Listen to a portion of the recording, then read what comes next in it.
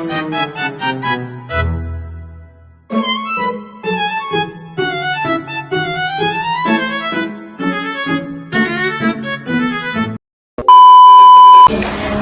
ba talaga ang climate change?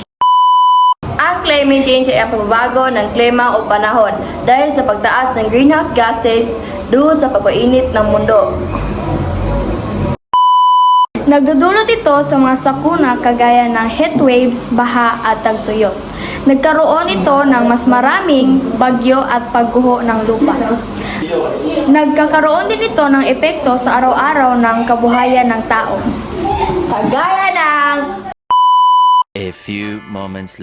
Kagaya ng pagbaba ng produksyon sa agrikultura at pagtaas ng bilang ng kaso at ng iba't ibang karamdaman o sakit. Ng matinding ulan. Ang pagbaha ng dulot matinding ulan ay nagdadala ng mga pagguho, basura at sirang infrastruktura mula sa malakas na bagyo, halimbawa, dala ng mga super typhoon dahil sa malakas na ulan. Gaano na ba katagal naging suliranin ang climate change sa Pilipinas? Matagal na itong naging suliranin sa Pilipinas dahil sa alternating wet at dry season. Simula pa noong unang bahagi noong 1900s, naiulat ang matinding tagtuyot tuwing may El Nino at matinding pagbaha tuwing may El Niña o super typhoon.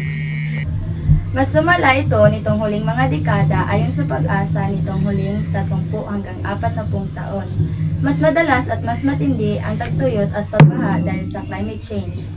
Ang tagtuyot ay karaniwang tumatagal ng 2 hanggang 6 na buwan tuwing El Nino years.